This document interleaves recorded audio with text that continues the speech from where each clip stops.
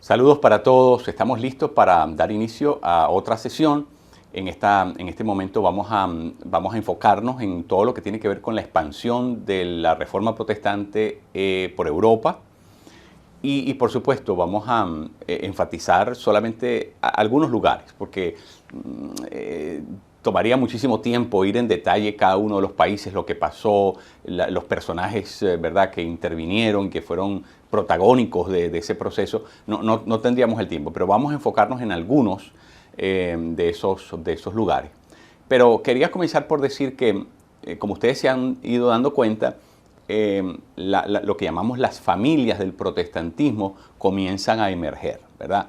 Ya hemos mencionado, por ejemplo, la Iglesia Luterana, ¿verdad? En el 1517, ¿verdad? Con esa disputación sobre las indulgencias, Martín Lutero, Wittenberg, y eso da pie a otros grupos como en el 1523 van a surgir lo que vamos a llamar la Reforma Radical, los Anabaptistas, y posteriormente también la influencia de Lutero sobre Zwinglio va a dar origen, ¿verdad? A ese otro movimiento que es el movimiento de la Iglesia Reformada. De la Iglesia Reformada va a salir la Iglesia Presbiteriana o Calvinista, y de la Iglesia Presbiteriana o Calvinista esa influencia va a dar origen a lo que vamos a llamar el anglicanismo, y del anglicanismo, por ejemplo, eventualmente se va a ramificar el movimiento metodista. Bueno, lo que quiero decir es que un movimiento, usualmente con el pasar del tiempo, va a dar origen a otro movimiento, a lo que hoy llamamos denominaciones cristianas, protestantes, pero es un gran, digamos, árbol que tiene un tronco común, ¿verdad? Que es esa teología reformada, ese tronco común, y luego va expandiéndose, va tomando formas diversas. Expresiones diversas que en muchos casos tienen relación con los países en donde nace esa teología, donde nace ese respectivo movimiento. Bueno, muy bien. Entonces, me gustaría comenzar esta mañana por hablar un poquito sobre la Reforma en Inglaterra. Todos hemos oído hablar de Enrique VIII, célebremente notorio por su forma bastante desatinada de vivir. Tuvo muchísimas esposas, las cuales muchas de ellas llevó a la muerte. Era un tipo un poco, ¿verdad?, alocado en su forma de hacer las cosas. Y es muy interesante porque el Papa le da un premio honorífico en el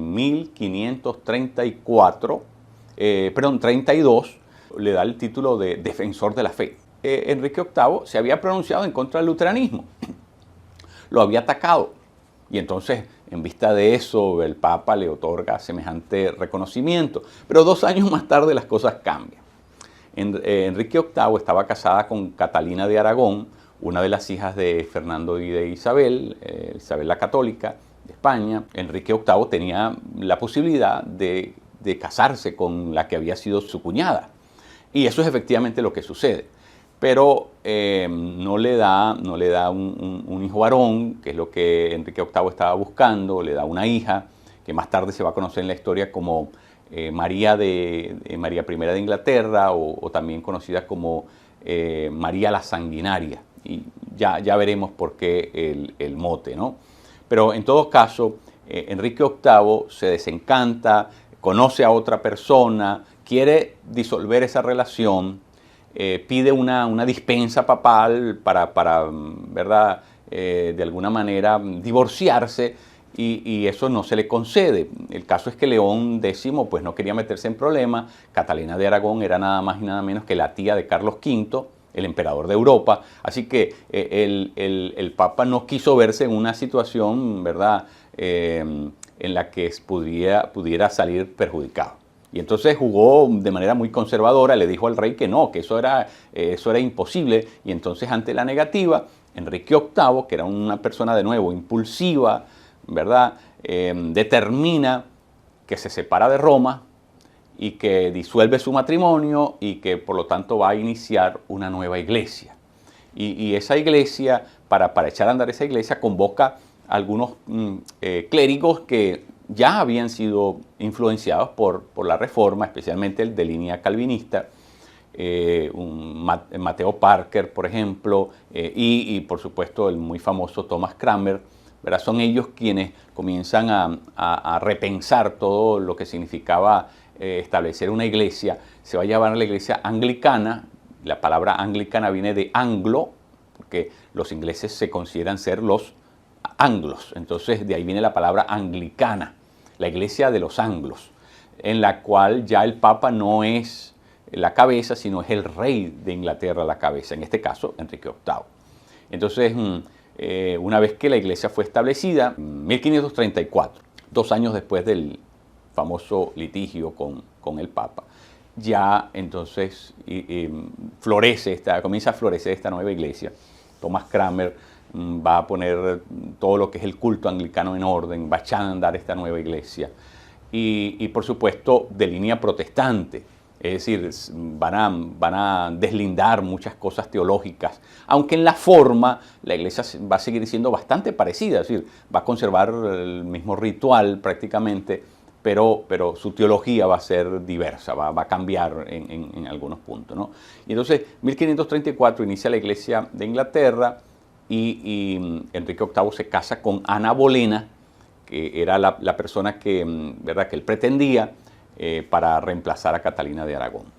Esto, por supuesto, creó en Europa una polvoreda enorme y ya veremos todas las implicaciones que eso va a tener a la larga. Pero por lo pronto, Ana Bolena llega a ser la reina de Inglaterra y le da una hija a Enrique VIII, que también va a ser célebremente conocida a posterior, que se va a llamar Isabel I de Inglaterra. Vamos a hablar de ella en algún momento. Pero el caso es que una vez que se disuelve ese matrimonio con Catalina, ¿verdad?, a la manera de Enrique VIII, entonces él hizo vida con esta otra persona y sigue su reinado. Ahora, lo que va a pasar es que a la muerte de Enrique VIII, quien se convierte en su heredero es un joven que vive por muy poco tiempo. Y entonces eso le da entrada a María I, María Tudor, conocida como María Tudor, que también se va a conocer como María la Sanguinaria, es la que queda a la muerte de este rey que estuvo por muy poco tiempo, sucesor de Enrique VIII. Y entonces lo que pasa es que a la llegada de María Tudor, ella viene con el firme propósito. Acuérdense que los preceptores de María Tudor eran los inquisidores españoles, y ella había sido, en verdad, era católica de hueso colorado, se le había inculcado la fe católica, y cuando ella toma control del poder, entonces implanta un régimen severo de regreso al catolicismo y por supuesto comienza a cortar cabezas en Inglaterra. Y hay una oleada de persecuciones. Muchos grandes líderes de la iglesia anglicana tienen que correr. Cranmer muere, entre otros, Latimer, Cranmer, todos esos mueren, pero muchos otros alcanzaron a escaparse, como fue el caso de John Knox, y muchos otros, ¿verdad? Se tienen que ir a vivir bajo la sombra por un buen periodo de tiempo mientras está el reinado de María Tudor, que produjo unas grandes bajas en el mundo protestante. Volvió la Iglesia Católica a ser la Iglesia del Estado. Se reinstauraron, ¿verdad?, la vida tal y como estaba prescrito, ¿verdad?, por la Santa Sede. Y eso creó un desfase en ese proceso de reforma. Pero pasó también algo interesante, y es que María Tudor tampoco tuvo un reinado muy extenso.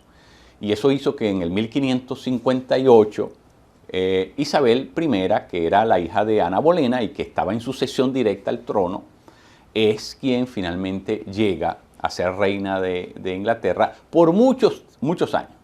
Y ese periodo prolongado de tiempo hizo que el protestantismo no solamente regresara, sino que se consolidara, ¿verdad? Porque, de hecho, va a vivir tanto que muere en el 1603. Es decir, fue un periodo bastante largo de duración. Y Isabel I de Inglaterra, estrictamente católica, Su padrino era Cranmer, imagínense, y además, ¿verdad?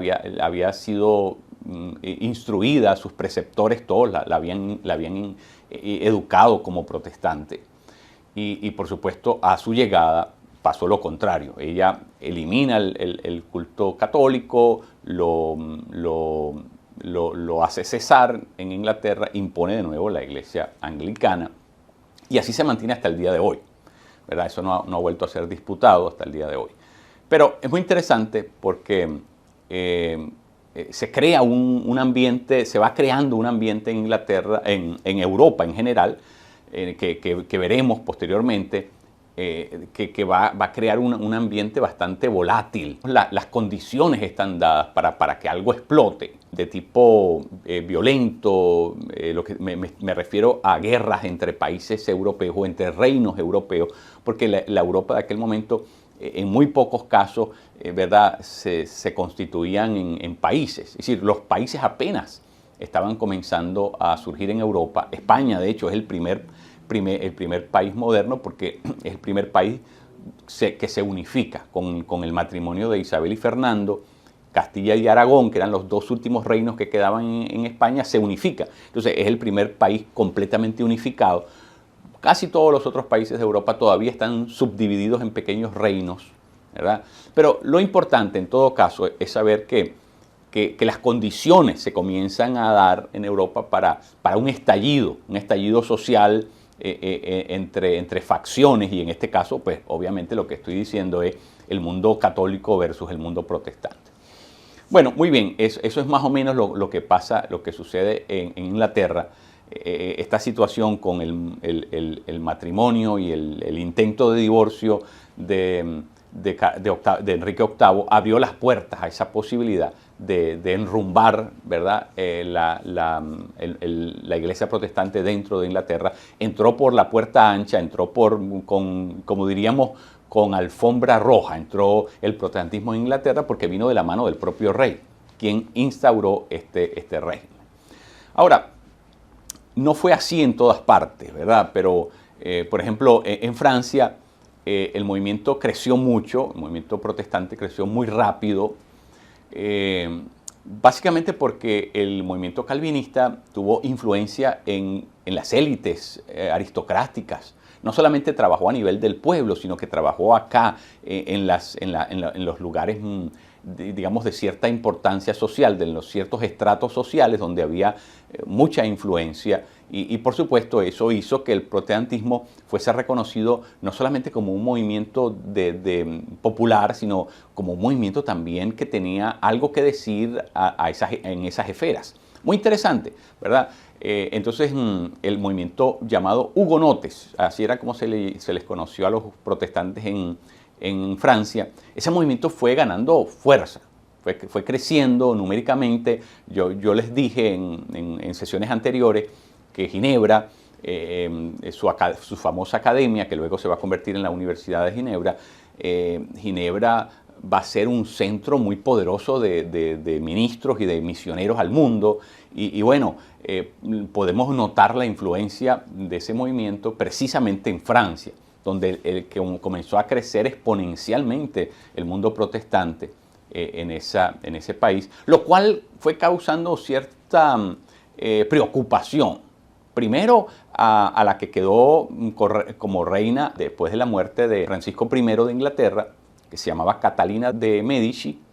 Catalina de Medici era, ¿verdad?, italiana, de los Medici de Florencia, pero se había casado con Francisco. A la muerte de Francisco ella queda como regentora por un tiempo, porque sus hijos eran pequeños todavía, pero esta mujer era alérgica a los protestantes. Entonces, en muchas ocasiones quiso, ¿verdad?, buscar la manera de sacarlos del país. Inventó algunas posibilidades de crear colonias francesas en ultramar, y en otras ocasiones mandó, incluso ordenó la muerte del almirante Coligny, que era Gaspar Coligny, que era digamos, la cara del protestantismo francés, era la persona más notoria, más reconocida.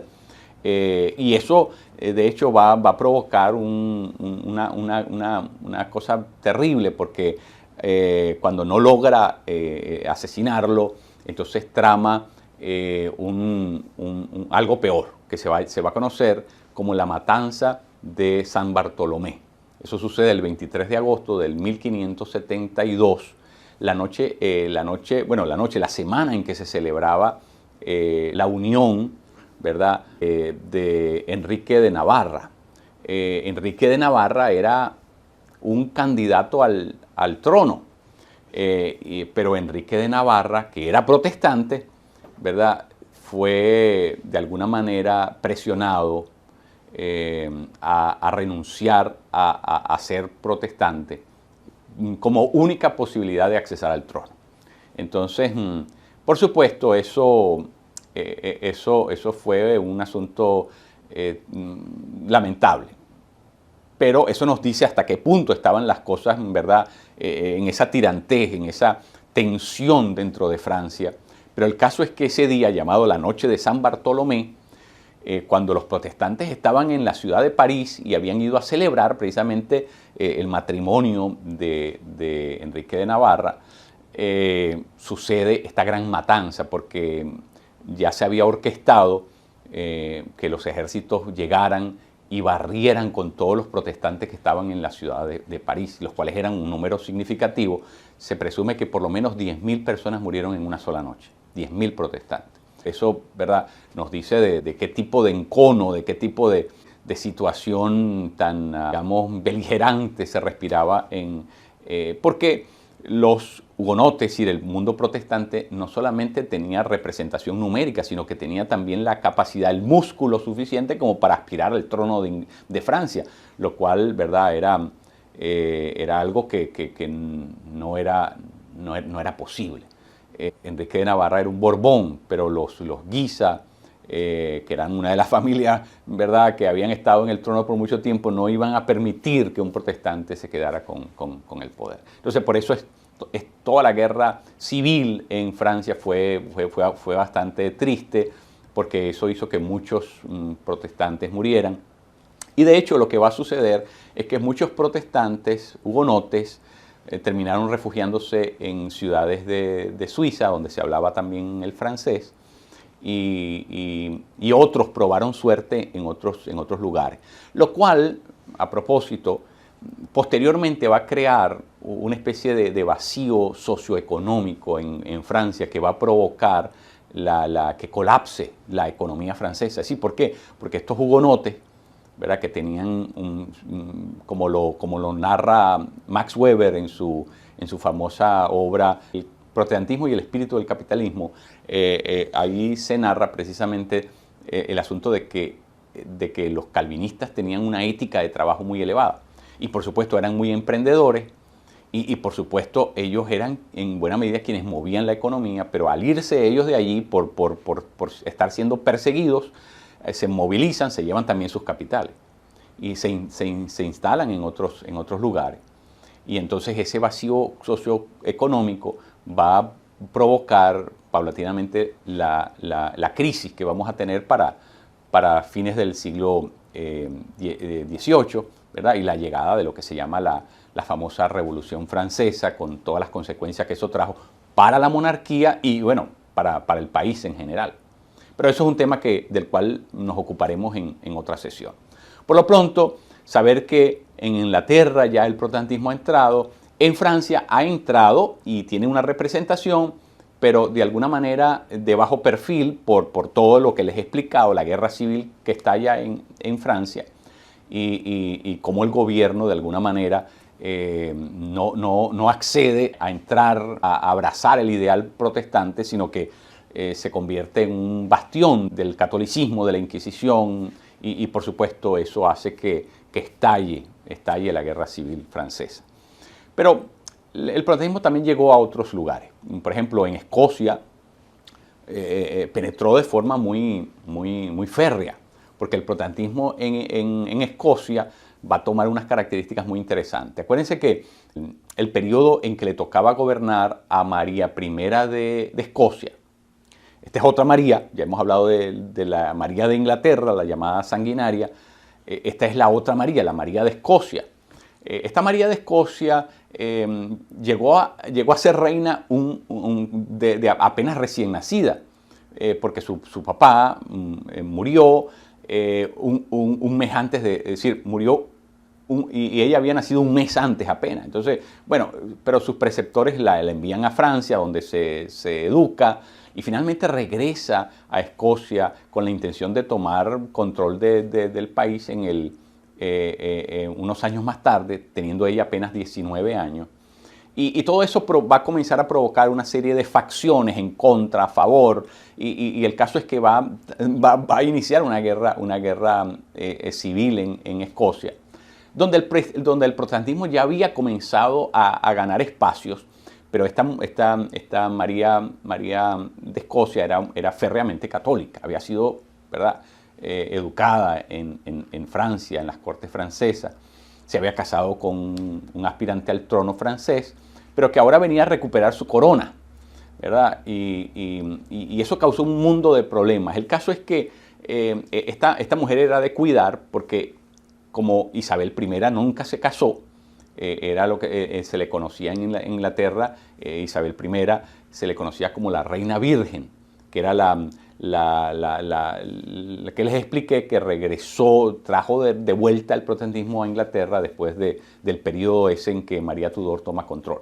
Entonces, como ella no se casó nunca, no tuvo descendencia, bueno, la persona que en sucesión directa podía aspirar a ser reina de Inglaterra, además de ser reina de Escocia, era esa famosa María de Escocia, que era inmensamente católica y que por supuesto los protestantes ingleses no la querían para nada.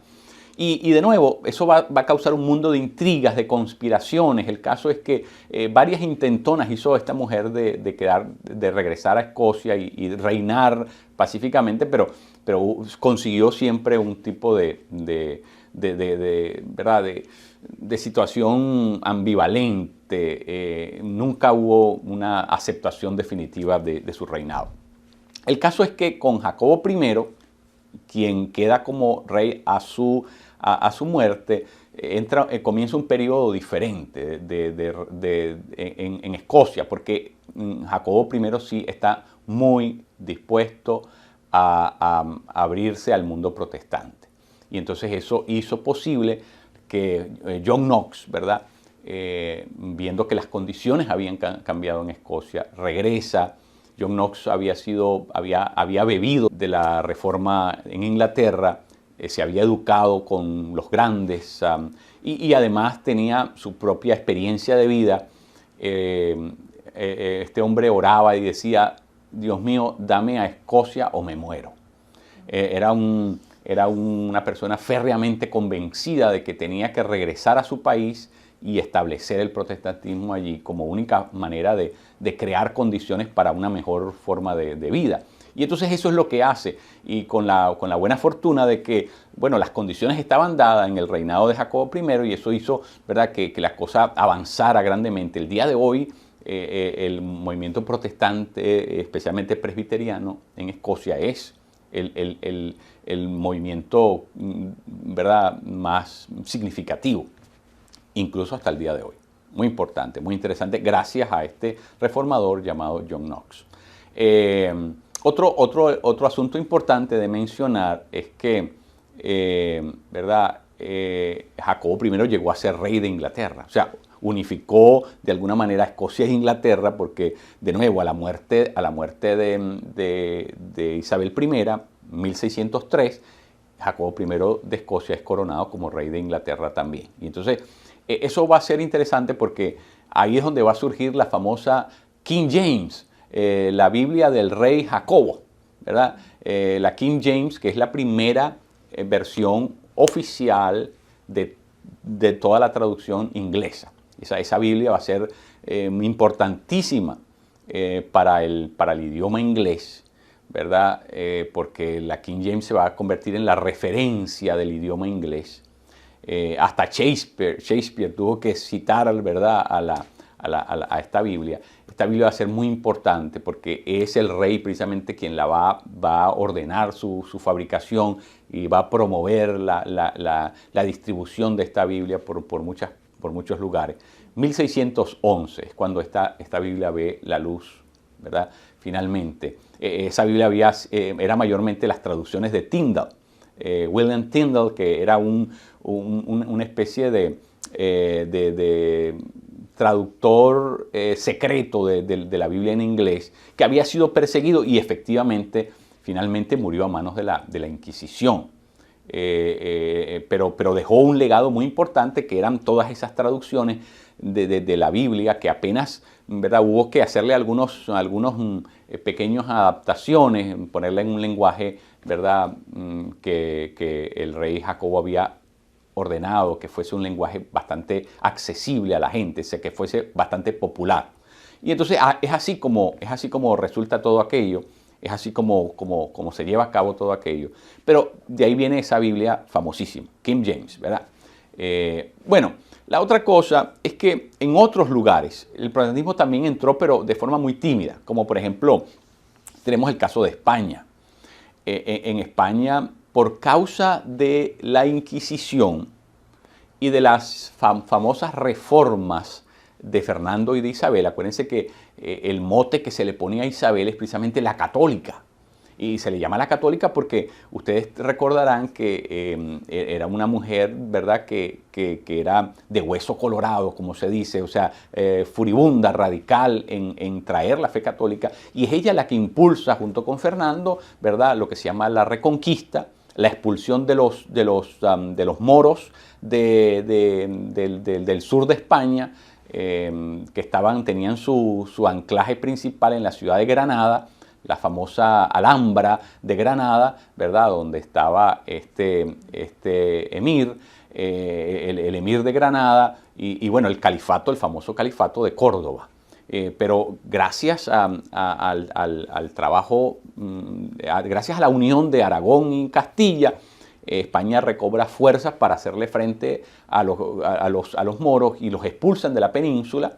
Pero junto con eso también se van los judíos, que, como dije en otra ocasión, se van a asentar mayormente en Holanda, los llamados sefarditas, se van a diseminar por muchas partes, pero sus capitales mayormente van a terminar ahí en Holanda y van a levantar la economía holandesa, que en un tiempo llegó a ser una de las más importantes del mundo. Ya en un momento hablaremos de eso. Pero bueno, por lo pronto sabemos que la razón por la cual el protestantismo no caló en España, no porque no hubo gente que se vinculara a los movimientos reformados, básicamente porque la reforma en España consiguió un muro de contención muy fuerte. Acuérdense que el preceptor, el confesor de Isabel era nada más y nada menos que Jiménez de Cisneros, que llegó a ser precisamente por orden de ella el capitán general de la Inquisición. Torquemada, Cisneros, eran grandes capitanes de la Inquisición española, eran de mano de hierro, implacables. La famosa Universidad de Alcalá, todos estos fueron centros, ¿verdad?, muy importantes. Ellos mantenían lo que se llamaba vivo, lo que se llamaba el Índex, que era un libro en el cual estaban censurados un montón de libros. Es decir, era un catálogo de censura. Y ese catálogo de censura, por supuesto, incluía a todos los autores protestantes. Así que en el territorio español se vigilaba celosamente eso. Y había una red de espionaje, ¿verdad?, muy fuerte. De hecho, a los judíos se les pedía se les pedía tener hecha una genealogía para poder verificar si en realidad, es decir, de dónde venían, si eran españoles o no eran. Es decir, hasta eso. Es decir, mucha gente que era española y que tuvieron que comenzar a ver cuáles eran su árbol genealógico para ver si había algo de judío o de árabe en la sangre de aquellas personas. Era una cosa bastante, digamos, obsesiva lo que comenzó a rodar en España. Es decir, España terminó por ser más católica que el mismo Papa. Y bueno, eso se refleja en el hecho de que el protestantismo no levantó, no pudo levantar. Hay muchas anécdotas famosas del monasterio de Valladolid, donde hubo un reducto, ¿verdad?, significativo, donde, ¿verdad?, se presume que hubo algún intento formal, digamos formal, de organizar algo, pero que fue incipiente. Fue incipiente por lo mismo, porque hubo una represión violenta que hizo que la mayoría de esa gente que se había vinculado a la Reforma o que simpatizaban con ella, tuvieran que huir para salvar sus vidas, ¿no? Entonces, eso es lo que tenemos. Así que, digamos que lo más resaltante, Juan Pérez de Pineda es una de las personas que pudiéramos mencionar. Los hermanos Encinas, que fueron muy importantes, especialmente Francisco, porque Francisco de Encina hizo una traducción muy interesante del Nuevo Testamento, que se conserva hasta el día de hoy. Fue profesor en la Universidad de París y fue uno de los, digamos, de los reformadores importantes de España, pero que no pudo quedarse dentro de España. Otro, podríamos mencionar a Juan Valdés. Juan Valdés también fue muy importante porque organizó lo que se llaman los círculos valdenses o valdesienses, ¿verdad? Estos círculos eran una especie de reuniones informales que se suscitaban en las casas y usualmente de personas bastante, de un escalafón social bastante alto, aristocráticos. Juan Valdés, ¿verdad?, que era un hombre muy elegante y además muy, digamos, grandielocuente en su manera de hablar. Juan Valdés organizaba estos círculos, daba estos estudios bíblicos y comenzaba a traer gente a la fe. Pero no lo pudo hacer en España, lo tuvo que hacer en Italia, ¿verdad? A propósito, Juan Valdés era el hermano de Alfonso Valdés, que era el secretario privado de Carlos V, y apareció muerto. Se presume que ¿verdad?, la muerte del asesinato de este hombre tuvo algo que ver con la conexión que él tenía con su hermano Juan, ¿verdad?, que era notoriamente protestante. Entonces, muchas cosas, ¿verdad?, sucedieron en España que impidieron que eso tuviera arraigo. Incluso Cipriano de Valera, que le había colaborado a Casidoro de Reina en la elaboración de la famosa Reina y Valera, esa versión que tenemos en español, la más conocida en el idioma castellano. Tuvo que terminar toda esa revisión en Edimburgo, bajo la tutoría precisamente de Felipe Melanchthon, que era un experto en griego. Es decir, tiene que irse a Alemania para poder tener los espacios donde poder trabajar y poder culminar ese proceso de edición de lo que luego vamos a conocer como la Reina y Valera.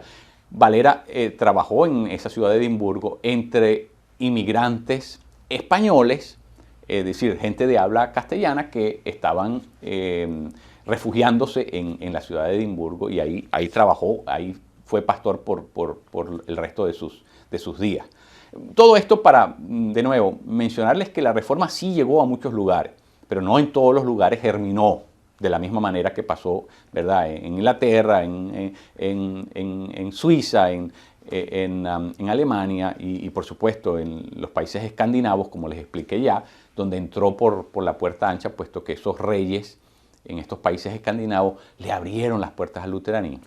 Entonces, ¿verdad?, era una cosa diferente. En Italia hubo un grupo que se llamaban los espirituales, del cual a propósito el propio Miguel Ángel Buonarroti, este gran artista famoso del Renacimiento, y que fue la persona que estuvo a cargo de la construcción de la Basílica de San Pedro por un tiempo ahí en Roma.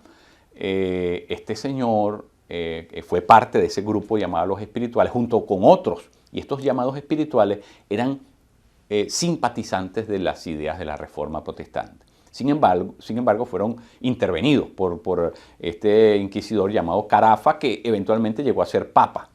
Así que lo que quiero decir es que sí hubo muchos intentos y muchos flancos y muchas, digamos, pequeñas hogueras que se encendieron con la intención de proveer la luz del Evangelio, pero no en todos los lugares pasó lo mismo. En muchos lugares esa luz fue sofocada, fue apagada. Pero más o menos esta es la situación. Luego, la otra cosa que debemos mencionar es lo que llamamos el movimiento de contrarreforma. La contrarreforma es la reacción de la Iglesia romana ante la expansión, ¿verdad?, casi mapamúndica, por lo menos en Europa, de esta. El mapa de Europa cambió radicalmente con la llegada del protestantismo.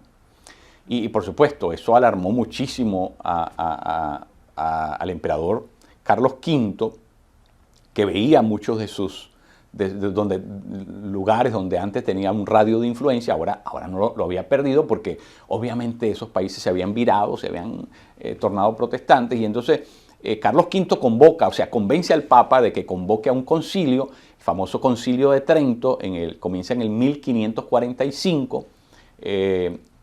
Hay una pequeña representación protestante en ese concilio.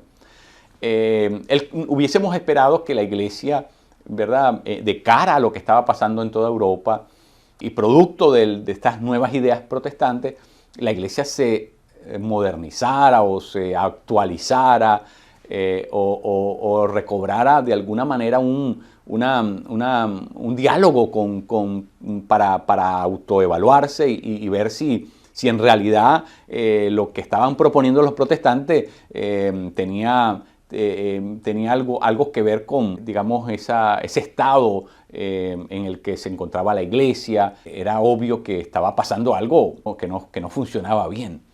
Las críticas que los protestantes les habían hecho a la Iglesia no fueron consideradas, no fueron tomadas en cuenta. En realidad el concilio era más bien un intento de resistir y no de autoanalizarse. Y eso, lo que pasó con eso es que, bueno, por ejemplo, en el Concilio de Trento, la Iglesia autoriza incluir los libros deuterocanónicos en la Biblia, llamados también los libros apócrifos, así es como se les conoce. Entonces, estos libros fueron incluidos en la Biblia a partir del Concilio de Trento. No solamente eso, sino que el Concilio de Trento también va a hacerse cada vez más fuerte en resistir al mundo protestante.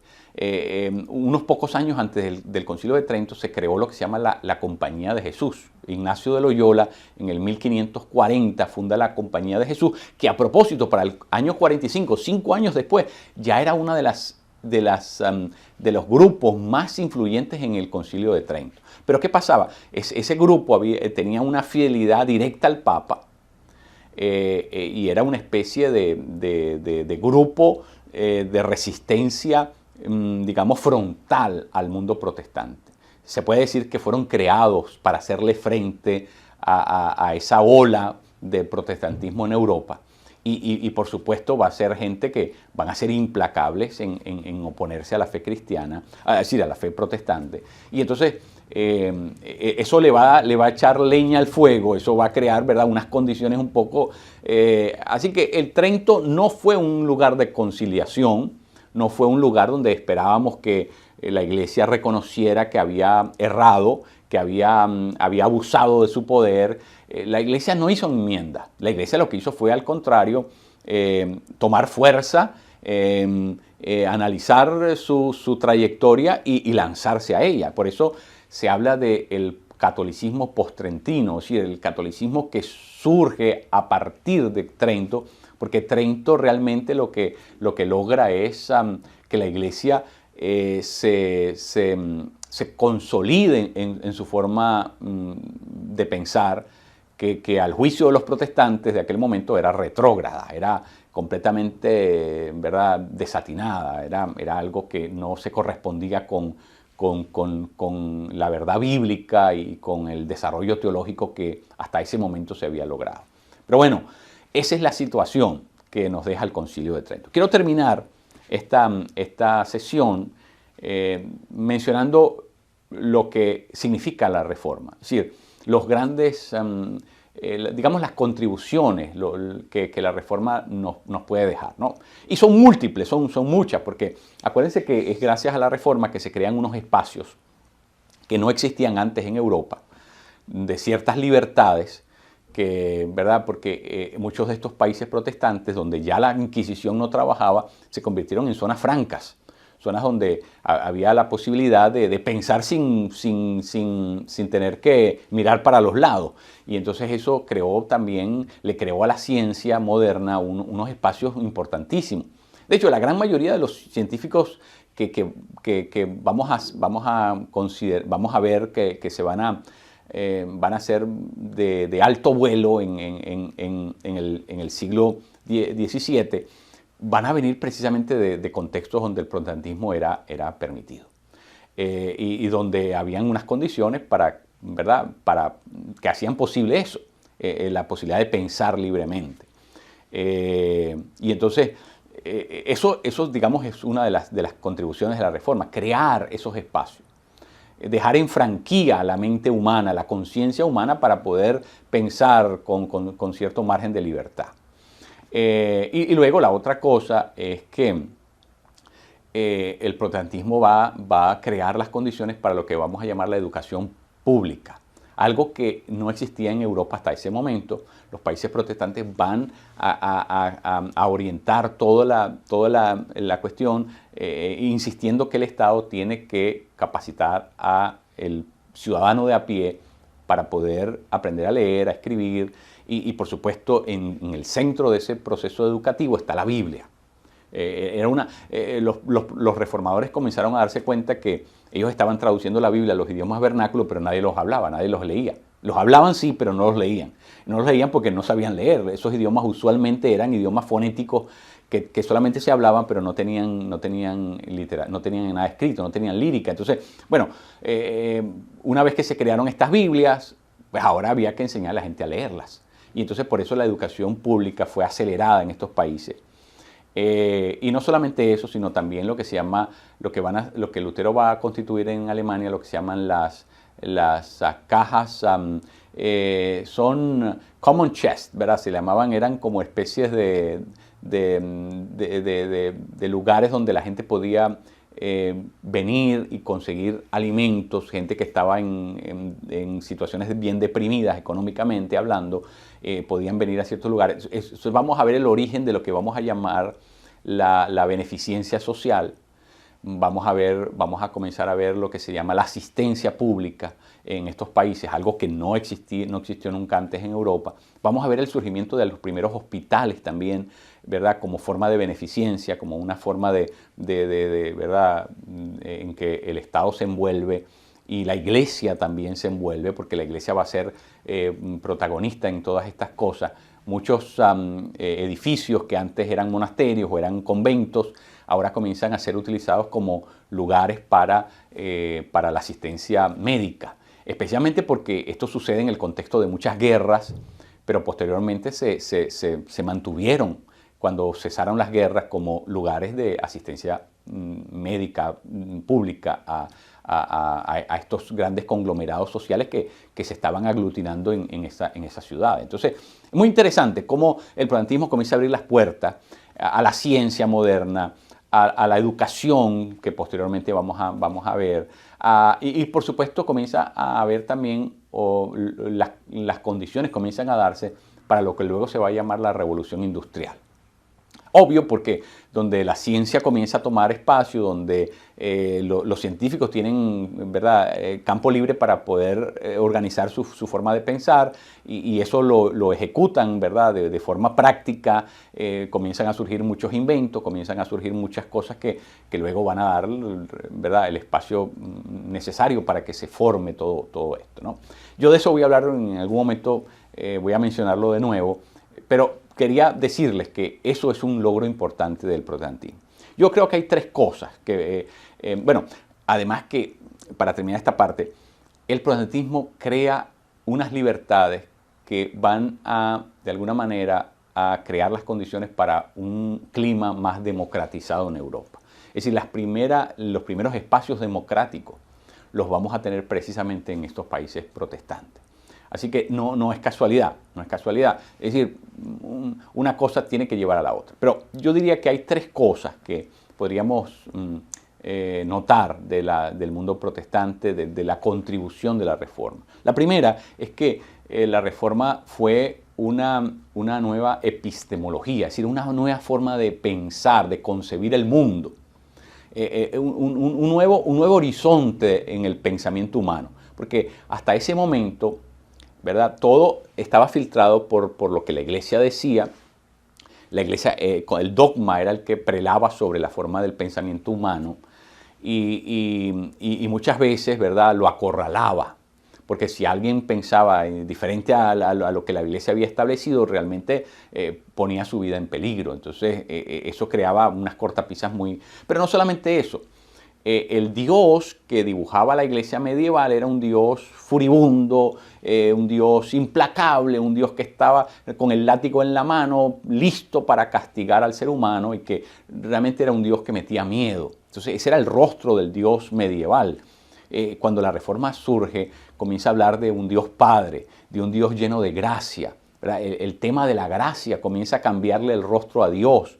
Ya a este Dios no hay que tenerle miedo, porque este Dios es bueno, es el Dios que nos ama en la cruz, es el Dios que se consigue con el ser humano. Entonces comienza a cambiar la forma en que el mundo entiende a Dios.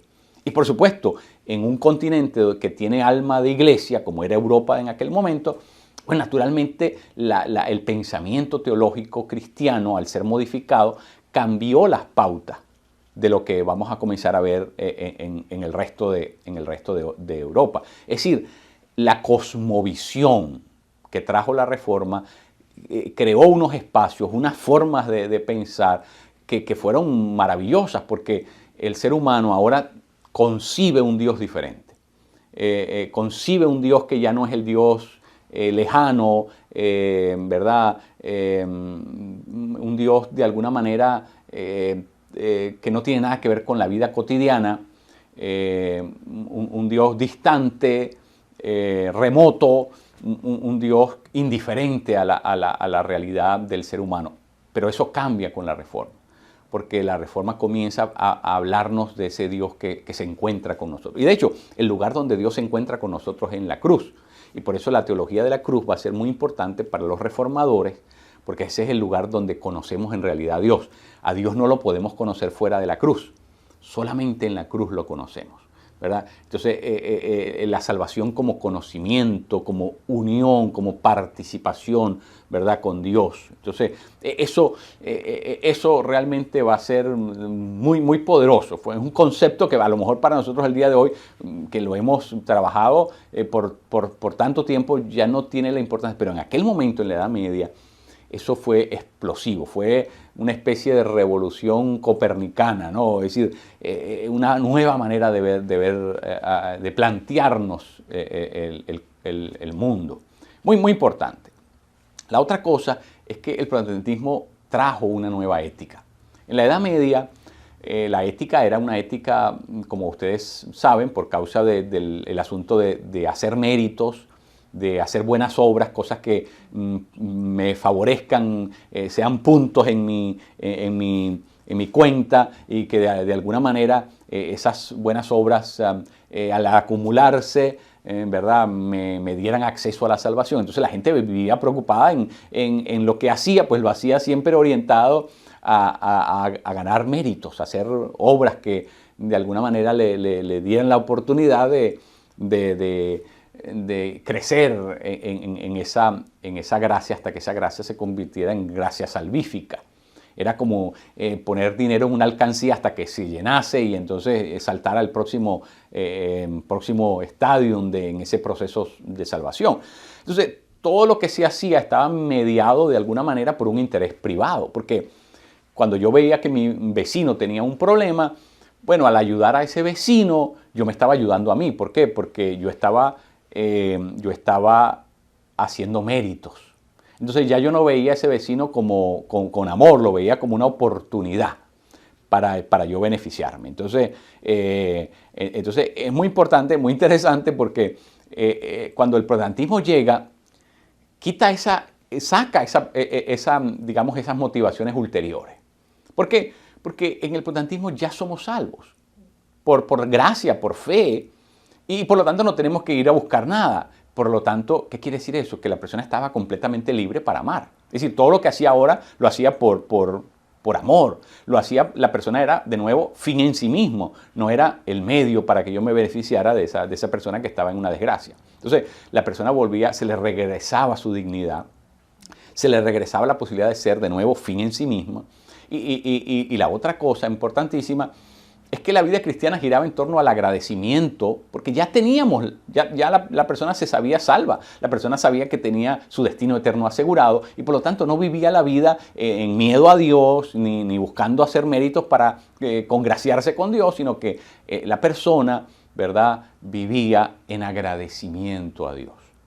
Y entonces la ética tomó unas proporciones completamente diferentes. ¿Por qué? Porque el carácter teleológico significa el propósito, ¿verdad? O sea, el propósito de la vida ya no era vivir para hacer méritos, para salvarme yo por mi propio esfuerzo y mi propio... No, ahora el propósito había cambiado. Ahora el propósito era vivir en la libertad en la que Dios nos había llamado, la libertad de poder amar verdaderamente, la libertad de poder servir sin tener que buscarme a mí mismo, sin tener que buscar mis propios intereses. Eso es lo que ¿verdad? Para amar hay una precondición que es la libertad, y eso es precisamente lo que la ética protestante va a hacer posible, que las personas vuelvan a recuperar esa libertad para poder vivir en genuino amor, en la posibilidad de amar verdaderamente. Obviamente con la ayuda del Espíritu Santo, no estamos hablando del amor humanista, estamos hablando del amor que engendra el Espíritu a través de la vida del creyente. Pero es muy interesante cómo el protestantismo replanteó no solamente la epistemología, la forma como concebimos el mundo, cómo entendemos, ¿verdad?, el mundo, pero la forma como entendemos también a la ética. Y por último, el protestantismo contribuyó de forma decisiva a lo que llamaríamos la primera crítica formal a la religión. Porque nunca antes el cristianismo había pasado por un proceso de ser sopesado, de ser criticado, de ser analizado para hallar sus defectos, para ver dónde estaban sus errores, sus anomalías, todas estas cosas que realmente no se correspondían al texto bíblico y que tenían que ser reemplazadas. Entonces, el protestantismo trajo la primera gran crítica formal a la fe cristiana. O sea, el cristianismo se puede ver por dentro, puede decir, oye, esta práctica no se corresponde a la Escritura. Esta otra práctica no tiene nada que ver con lo que nosotros predicamos. Esta otra práctica es un error que hemos traído de las religiones paganas. Entonces, por primera vez el cristianismo puede verse por dentro, analizarse, ser autocrítico de sí mismo y poder establecer lo que realmente es genuinamente cristiano o no. Algo que no había sucedido, ¿verdad? Nunca antes había sucedido. Entonces, esa es otra de las grandes contribuciones de la teología, de la presencia del mundo protestante, es la posibilidad de renovar al cristianismo. Y por eso uno de las grandes expresiones que va a tomar lugar en el tiempo de la Reforma es: la Iglesia reformada siempre está en reforma, ¿verdad? Lo que quiere decir es que esa autocrítica tiene que ser la manera permanente en que la Iglesia vive. No es una cosa que hacemos puntualmente una vez y para siempre, sino que es el método permanente en el cual la Iglesia tiene que vivir, ¿verdad? Siendo autocrítica, mejorándose, viendo dónde están sus defectos, dónde pueden estar sus errores, y entonces tratar de actualizarse, de enmendar, de alinearse, siempre en luz con lo que establece la Escritura, es decir, alineados por la voluntad de Dios, lo que el texto bíblico nos anuncia. Bueno, muy interesante, ¿verdad? Todo lo que hemos visto hasta este momento. En la próxima sesión, entonces comenzaremos a hablar de otras cosas que están sucediendo en el mundo, ¿verdad? Mientras está tomando cuerpo, avanzando la reforma por Europa, hay muchas otras cosas que hemos dejado de mencionar que están ocurriendo en el mundo y que lo que vamos a hacer en la próxima sesión es actualizarnos, ponernos al día de saber qué ha estado sucediendo en el resto del mundo, mientras en Europa, ¿verdad? Tenemos este cambio de mapa, esta nueva diagramación de estos países, cómo, ¿verdad?, se comienzan a ser alterados, cambiados, modificados. Vemos una nueva manera de existir en Europa, definitivamente muy interesante. Pues nada, nos veremos en nuestra próxima sesión.